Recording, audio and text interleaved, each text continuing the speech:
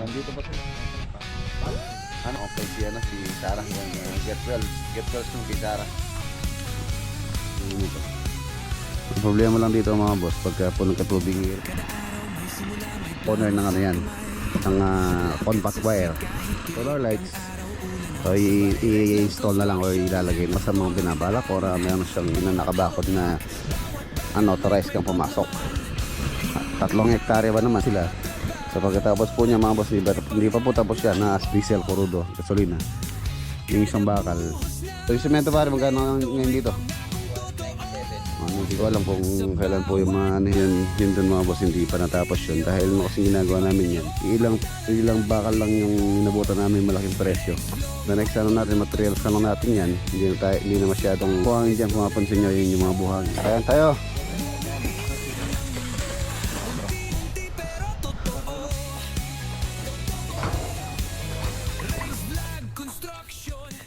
Paribalag na.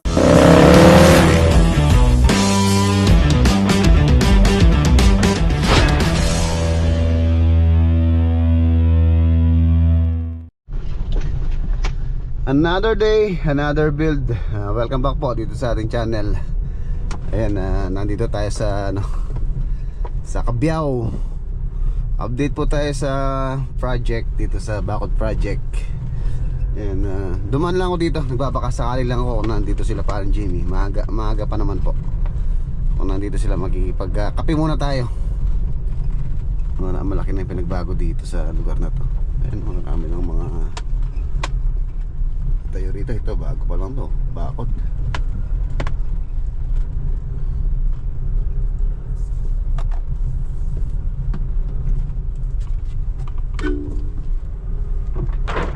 Ayan, Shell. Ayan, subdivision. Ay, ano na po ito, sinabdivide na. Ayan, mga lot dito. Dating tinamnan ni paring Jimmy to. Ito yung lote na yan, yung loteng parang sinumpa, walang kumita or hindi kumita dito si paring Jimmy, nalugi. Mukhang wala sila. Nasa siguro sila, nasa farm 2, bagong sikat. Nakapaglagay sila kahapon ng ng plastic mulch. Wala sila dito, balik na lang tayo. Wala yung gym squad.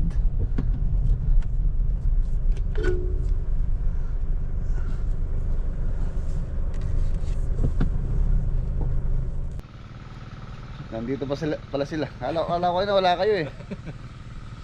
Farm Jimmy. Pumunta nyo mo sa isang pump. Nandun si Kian tsaka si Daki. Si Kian niya, boss, hindi naman. Nakakumpahin yung Oo nga, nakita ko nga yung niya, post niya. Nakakumpahin si Sarah. Yan, get well soon kay Sarah. Si Daki tsaka si JP nandun sa kabila. Kape, wala tayong kape. Wala. Yun lang. Wala na kang gamit dito, no? Wala nang kalan. Wala pang gamit. Wala pang pahindan.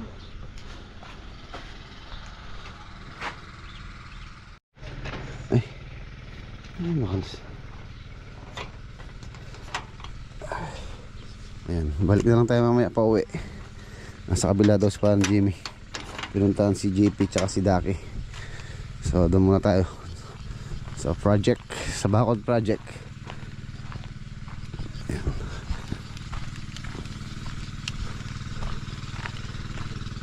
Ganda oh. Ang ganda. Ang ganda nitong lote ni Farm Jimmy na to. Ang problema lang dito mga boss, pagka po nagkatubig yung irrigation, ang problema niya, yan, nagkakasibol, nagkakatubig, kaya hindi siya pwede pagka tag-ulan. Maano rin yung tubig dito, nag-stuck.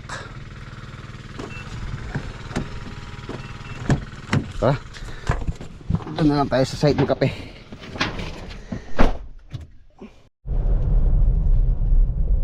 January 25 22. Kung di ako nagkakamali, ni-start po namin tong project na to, Bacod project. So January, February, March. Noong March 22 mga boss, na po kami dito. 2 months na. Ayan, 2 months, 3 months sa April 22. So for now, silipin natin or tingnan ko yung tingnan natin yung naging labor cost natin dito simula nung pag-starting. So meron naman po kami record dito. Record si Paring Black sa weekly payroll namin dito.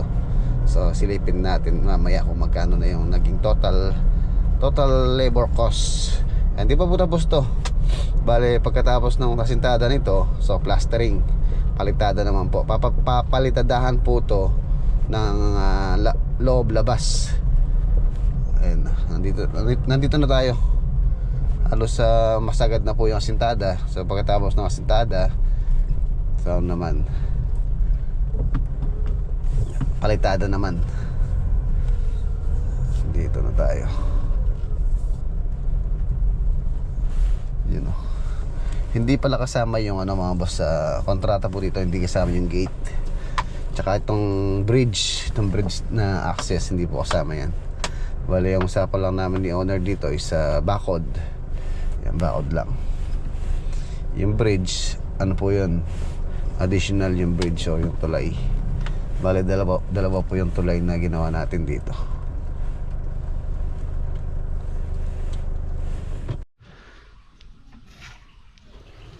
Ay, mga boss, halos na ito na lang yung tinataasan nila. Tapos ito 3 patong pa rito hanggang doon. So tapos na po yung asintada. Napaka hardworking ng Aquarius Builders. Bali yung manpower po rito nasa 14 yata sila rito. 2, 4, 6, 8, 10, 11, 12, 13, 14 po ito. 14 sila dito. Dalawa doon. 5, 10. Ayan.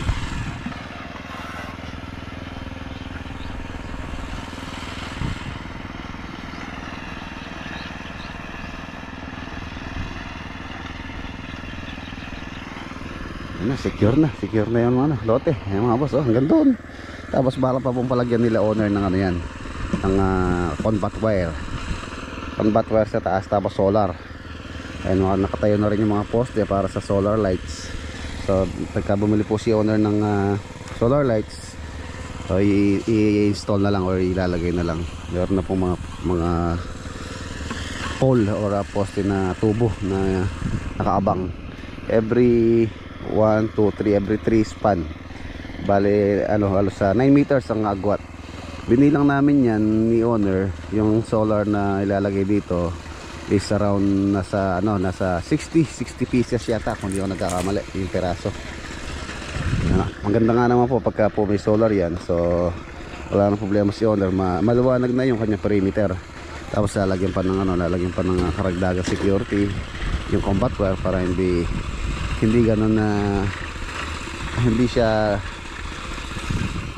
papasukan basta-basta. Ayan. Tapos kagandahan nito mga boss, pagka nakabakod na ganyan yung isang property, wala nang dahilan para pumasok yung tao dyan nang walang paalam. So pagka pumasok siya dito, for sure meron siyang masamang binabalak or meron siyang pakay na ibang pakay. Pagka pumasok kasi isang property na nakabakod na unauthorized kang pumasok. So yun yung kagandahan po ng nakabakod. Medyo lang po yung pagka ganito kalaki lote mo, asahan mo na yung presyo. 3 hektarya ba naman para ka rin nagpagawa ng bahay sa presyo nito. So silipin natin yung labor cost for now. Ngayon ongoing pa sila. So pagkatapos po niya mga boss, hindi pa po tapos yan, asintadahan pa po yan. Papalitadahan pa po yan. Labas, loob ang usapan po namin ni owner. So kape muna tayo.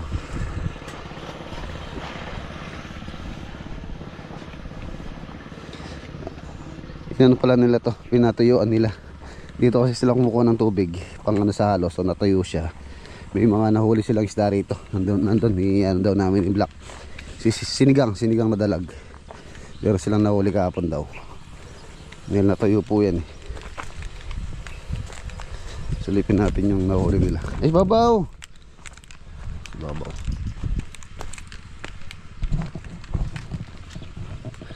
Yan, pinapakompute ko kay Pares Builders yung labor cost kung magkano na. Ito, nahuli nila oh. Yung dalag. Dalag po yan. Tapos yung pag maliliit. Maliliit, ano yun, masarap yan pang ano. Pangat. Or pakalugkog. No, engineer? Yes, naman. Nag-record po si Kaparas dyan sa kanyang record book. Ayun, sa linggo 74. So mamaya malaman natin kung magkano no? Yes. May 1 milyon na kaya yan? Malamang. Malaman natin mamaya.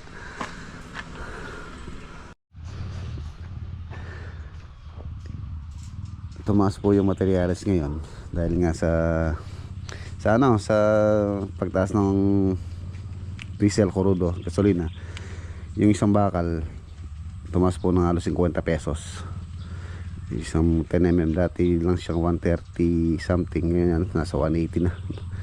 Tapos yung semento pare magkano ngayon dito? 197. 197 dati lang ano? 73. 173. Tumaas, ang laki ng tinaas.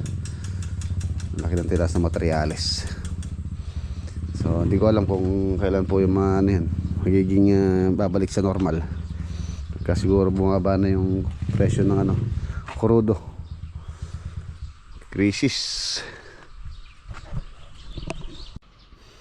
Ayan, simula nung ano pala January 25 26, ayan, hanggang ngayon sa kasalukuyan, ito po yung labor cost namin, 510,550. Hindi pa kasama yung this week. So yun, halos ilang weeks to, 1, 2, 3, 4, 5, 6, 7, 8 siyam, halos siyam. Yung payroll po namin na naglalaro sa 70,000, 69,000. Dito yung starting pa lang, konti pa lang kami nun. Dito dumami na. Ilan yung ano, Kapares Builders? 15. 15. Kasama ka na? Hala ko 14 lang. 510,000. Yan, ano pa lang po yun. Labor pa lang yun.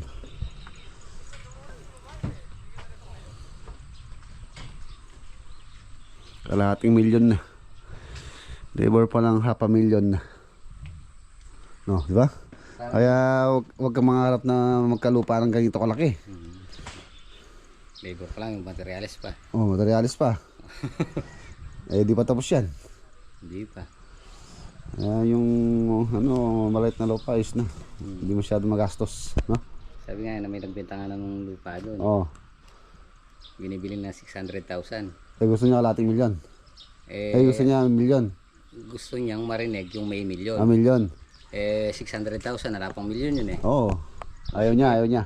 O sige ka, kalating milyon ka. O sige. Oo, ano, milyon na yun. Basta may milyon yung usapan, no? Kaya niya ng 600,000. Gusto ba sa may milyon? Oo naman, mas malaki yung milyon eh. Tulad niyan, labor pa lang natin. Kalating milyon na. Oh, thank you sa nag-sponsor kay si Black Shadow. Salamat muna kayo. Yes. Maraming salamat. Thank you. Oh. Happy birthday, Happy birthday. Spaghetti. Hindi lang. Oh, diba? Birthday. Itong tutagan, lain eh, Black. Biyaw. Ano niya, hala niya. Mira siging kubo. Ito. Pala lang kakyalong ibaw-baw. Ayan, nandito tayo dito sa ano, sa Asia. Ayan, dito po kami nag-start from here hanggang paikot. Ayan, halos yan po yung nagawa sa loob ng halos 2 buwan hanggang dun. Ayan, yan po yung lote na 3 hektarya. Mapapansin nyo yun dun mga boss, hindi pa natapos yun dahil no kasing ginagawa namin yan, Ano po kasi may problema to. Yung posting property ni itong kabila hanggang doon pa dito sa may poste na to. So hanggang doon yung may wound doon. Matras siya. Ibig sabihin meron pa siyang lote dito. Doon naman sa gawin doon, pumasok naman siya. Siguro nasa 2 feet ang pinasok po ng bakod na yon. Diretso na yon. So yun, pagkasundo nila owner na diretso na lang doon. Pero sa ano pa po naman to, doon sa kabila pa naman tong property dito. So ano lang sila give and take. Merong nakuha doon sa area na yun yung may-ari doon. So dito may nakuha naman to may-ari dito sa part na to. So yun, give and take lang po sila. Parang ano lang sila, swap. Ayan. So kukontinue na po namin yun, napag-usapan na rin nila. So halos pantay lang po yung bakod doon. Ayun, halos sa level lang. Pagka po naabutan na yan, for example, doon sila mag-umpisa mag-plastering kasi. Doon sa may palay doon, kasi yung may palay po doon, magpapatubig na yata yun. So pagka hanggang bukas yata, makapag-plastering na yung iba. Umpisa na po nila doon. Pag ganyan naman pabalik dito yung ano nila, ang palitada. Ayan. Ayan, nasa ano po ito? Nasa, kung hindi ko nagkakamali, nasa 558 linear meter. Ibig sabihin yung pong haba niya, yung ilang metro. Halos nasa kalahating kilometro. 558 yung total na binakuran namin na yan. Haba. Buti ka mo mga boss, hindi tayo nung start namin to, hindi tayo inabutan ng ganitong crisis na tumaas yung bakal. Kung hindi, malamang i-stop ko po ito. More may stop kasi sa quotation kasi siyempre yung price lang doon tayo nagbase, doon sa price ng materials. Yung price ngayon halos lumaki yung presyo. Kaya okay lang naman. Total ano lang naman doon. Ilang bakal lang yung inabutan namin malaking presyo. Tapos nag-stock na rin ako ng semento ron. Nasa 400 bag na yung pinadeliver ko last. So meron pa doon. So the next, tulad ng sabi ko kanina, the next natin, materials na lang natin yan. Hindi na masyadong mabigat. Buhangin, semento na lang, and then labor. Siguro sa tansya ko mga 1 buwan pa, 1 month, mapaplastaringan po yan. Yun naman po kasi hindi naman po ganun kabusisi yan pagka plastering. Mabilis lang naman yun pagka pinlastering na yan. By sa pagkatapos ng Holy Week, so magdadagdag na rin ako ng manpower dito para loob labas meron pong gumagawa para sa lubong pa ganyan, pagod pabalik dito. Nakapag-deliver na rin pala ng buhangin dyan. Kung mapansin nyo, yun yung mga buhangin naka-distribute na dyan. So yung gagamitin pang plastering. So kukulangin pa po yan, maraming pa tayong bibiling buhangin. Ang buhangin pala dati kuha ko 9,000, tapos tumaas ng 9,500. Tapos ngayon biglang tumaas yung diesel. So yung aking supplier naghingi ng increase. So yung buhangin ngayon mga boss, ang deliver nila dito nasa 10,500 na ang isang dump truck. 10,500 po, 14 cubic po yun. Mas makatipid po tayo kung dump truck. Alam ko 3 cubic lang po yung minidam dito. 3 kubiko. So yun. Haba niya, simula hanggang doon. Bilihin nyo po yung bakod na yan. Ang kagandahan naman dyan, secure na po yung yung property. Yan, wala nang basta-basta, hindi na basta-basta makakapasok yung unauthorized dito. Lalo na pagka pinalagyan po ng ni owner yan ng barbed wire or combat wire sa taas. So mas secure na siya.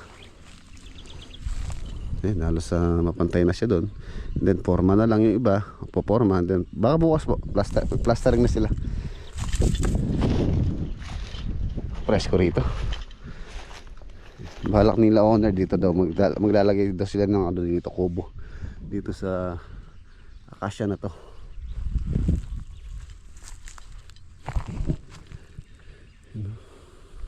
Tapos magtatanim sila ng mga dito, ng mga fruit bearing trees, mga namumungang halaman. Ayan, kung nakapagtanim sana dito na nag-start kami, for example mais, malamang ngayon ano na, may bunga na. Dito sa area na to, mataas to. Itong area na to, itong tabi nitong property na to. Yung palang sinukatan natin doon mga boss, ano pa lang po yun, quotation pa lang yun. By June daw uuwi sila owner dito. Yung may-ari po kasi nung sinukatan ko doon, sa kabila nito, iisa lang yung may-ari dito sa lote na to. So pag-uusapan para uuwi pala silang sa June daw yung uwi nila. So i-update na lang nila ako. Lalo na ngayon medyo tumaas yung presyo ng materyales. So siyempre pagka tumaas yung presyo ng materyales, magbabago po yung quotation. Nung kinote ko kasi yun, medyo ano medyo tumaas na rin yung materyales nun Hindi natin alam kung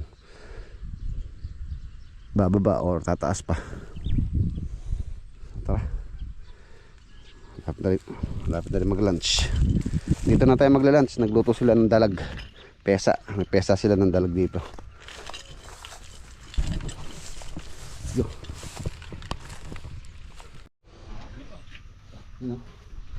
Pesa. Yun no, pesa ang dalag. Sarap niya sabaw. Ang dalag po na nauli nila kahapon. Ulam namin. Oh, pang Jollibee oh.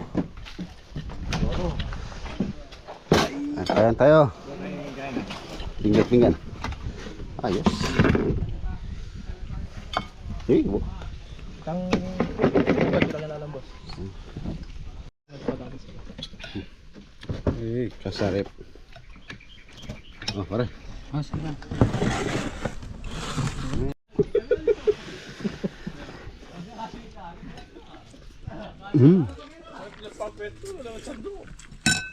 Ebaw. Pre,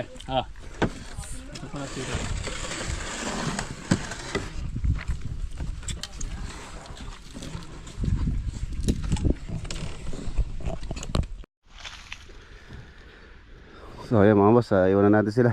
Tapos na rin yung lunch break. And mag-start na po ulit sila doon. Nagbuhos na sila ng mga poste.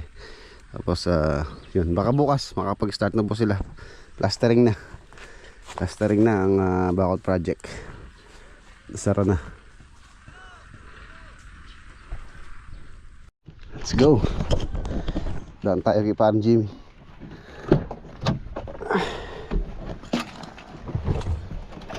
Integrated News, Chino.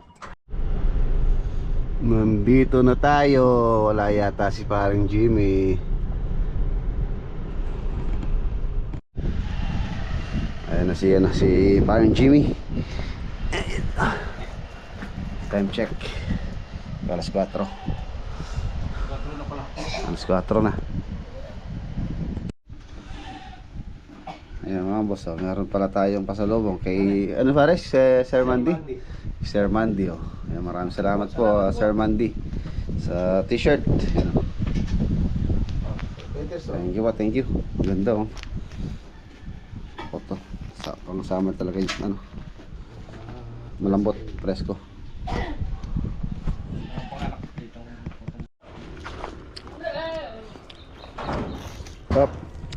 Tapos na. Mga boss oh, balag na lang.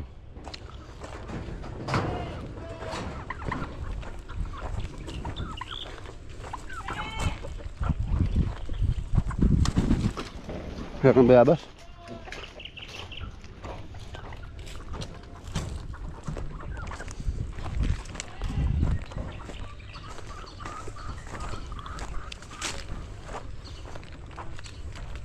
Kaya balag na lang yan ang balag.